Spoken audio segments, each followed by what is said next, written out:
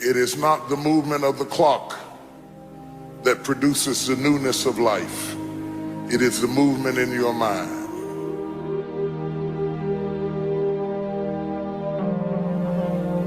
You're gonna hear all kinds of things said about you. Throw it behind you.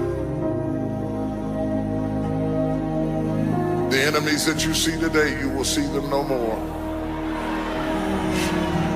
No weapon formed against you shall be able to prosper. Every tongue that riseth against you, God will condemn. This is my time.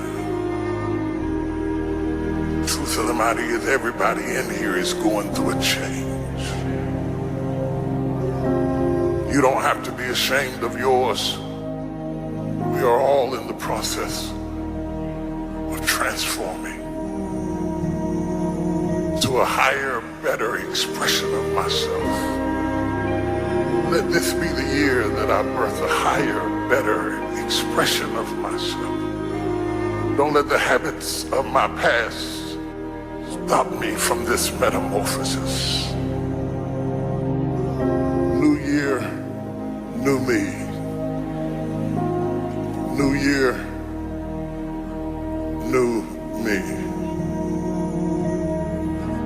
What separates us is transformation. The possibility of change. The desire to evolve. The passion to get up off the ground and stop eating dirt. I'm tired of doing what I used to do. If I always do what I've always done, I'll always be where I've always been. I'm gonna throw it behind me. There's somebody in this room that nobody would think would be in a church tonight, but you drew them to this place tonight because you want them to be a new me and a new year and have a new attitude and a new mind. Because the real battleground is in your mind. That's where the fight is. You lay down with it. You get up with it. You go to work with it. You can't digest your food because of it. Smiling in front of people and nobody knows that there's gunfire going off in your head. It's not a geographical location. It's not debt. It's not money. It's not haters. It's not enemies. It's not liars. It's not backbiters. That's not the battleground. Stop wasting your weapons on what people say, because it is not what they say about you that matters. It is what you say about you that threatens your destiny. You will never be defeated by what they say about you. You will be defeated by what you say about you. I dedicate this to you, to the greatness in you, and to the dream that you showed up on the planet to produce. And it's simply this: if you want a thing bad enough to go out and fight for it, to work day and night for it, to give up your time, your peace, and your sleep for it, if all that you dream and scheme is about it, and life seems useless and worthless without it, and if you gladly sweat for it and fret for it and plan for it, and lose all your terror of the opposition for it, and if you simply go after that thing that you want with all of your capacity, strength and sagacity, faith, hope and confidence, and stern pertinacity, if neither cold poverty, famish or gulf, sickness or pain of body and brain can keep you away from the thing that you want, if dogged and grim you besiege and beset it, with the help of God you'll get it. You have greatness in you. What I'm trying to tell you, beloved, is that you can have a new year, but it don't mean jack diddly if you don't have a new mind. I'm telling you that you can buy a new car, but if you put the old man in a new car, you're still gonna have the old experience. I'm telling you that a new house doesn't make a new marriage. I'm talking about a new outfit doesn't make you a new person. And if you think you are magically gonna be a new person, I hate to be the bearer of bad news, because new life comes from a new mind and a new way of looking at your life. I cannot step into the future and still think in my past. I cannot let the rumors and the stain of what they said about me destroy my opportunity. Slap somebody and tell them I gotta kill it tonight. I gotta destroy it tonight. I gotta get rid of it tonight. I gotta throw it behind me tonight. I can't drag that same old mess into another year.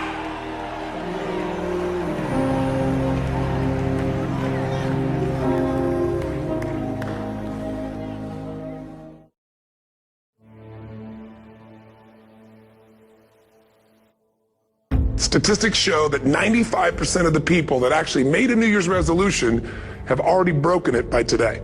And that's if you even made a resolution. I mean, think about it. Most people don't even make a resolution anymore. Why? Because they've made them from years and years and years, and they know they're not going to follow through. So after a while, who wants to disappoint yourself? Who wants to be upset with yourself? Why even bother to set a new standard for this year? You know it's going to be the same as last year. So the question is, what is it that makes us even want to make a resolution? I mean, it's an interesting question. Why is it at the beginning of the year we have this tradition, but it goes beyond tradition. It's something inside of us that makes us want to make things better. And I think part of it is the calendar gives us this idea that we can have a fresh start, that we can start from fresh and have this great victory. Let's use the calendar to serve you today. Let's just see, what does it really take to make this thing happen? Because there's no denying that inside of you, the only thing that's going to make you happy in the year ahead and the decades ahead is going to be having you have an experience where on a regular basis, you feel like your life is making progress. So the secret to real happiness is progress. Progress equals happiness. And if we can make progress on a regular basis, we feel alive. And that's why at the beginning of the year, we get this thing like, okay, I can have this fresh start. I can really do what my soul desires. I can expand. I can grow. I can improve. I can change. Or maybe better than change, I could progress. So if you want to make real progress, then you really got to look at your life in a different way. You got to say, I got to take control of this process and not just hope it's going to work out like people do who make a resolution. Because really, isn't that what they're really doing at the beginning of the year? They're saying, well, here's my resolutions for the year, and they really basically tell you their wishes. It's their wish list. It's what they hope it all comes together. And then they call it a resolution, but they don't know what a resolution is. When you resolve something, to have a resolution is to resolve it. When you've resolved, this is how it's going to be. That's when you cut off any possibility except the thing you've committed to. Make a resolution every day of your life because you only get one at bat.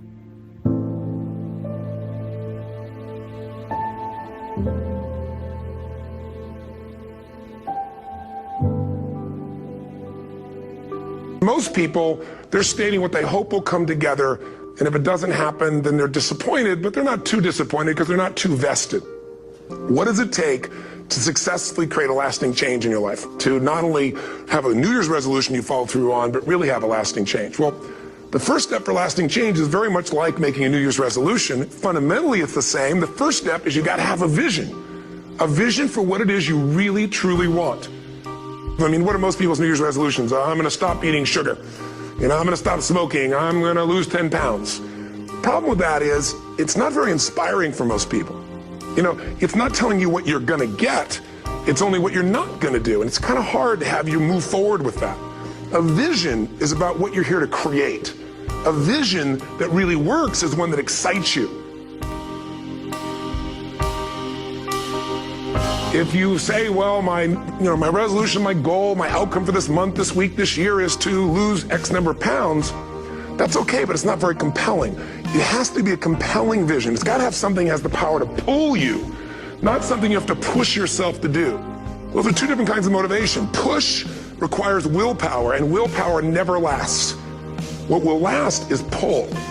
Having something so exciting, so attractive, something you desire so much that you have a hard time going to sleep at night, and you get so up early in the morning to rock it and take it to the next level. That's what you're looking to create. And that isn't easy to get. And the bottom line of our follow-through comes down to our emotional intensity.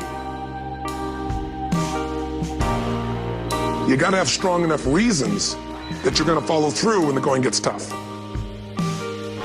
They don't have strong enough reasons to push themselves through what's going to be necessary to get that dream, to get that goal, when the inevitable challenges come up, when you're starving, hungry, and you're trying to go on a diet, right?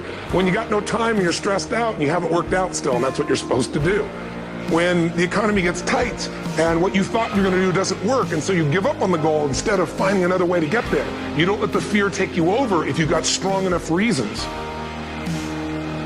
Reasons come first, answers come second. If you get a compelling vision and you got strong enough reasons that will push you through the tough times, you're going to do things other people don't do. Instead of collapsing, even if you get off target, you won't go, oh, I blew it. You'll get right back on target, make the change, make things happen. We do our best when our destinations are beyond the measurement, when our reach continually exceeds our grasp, and when we have immortal finish lines. And when we do this, the race is never over. The journey has no port. The adventure never ends because we are always on the way. So do this, and let somebody else come up and tap you on the shoulder and say, hey, you scored. Let them run up and tap you on the shoulder and say, man, you won. Let them come tell you, you can go home now.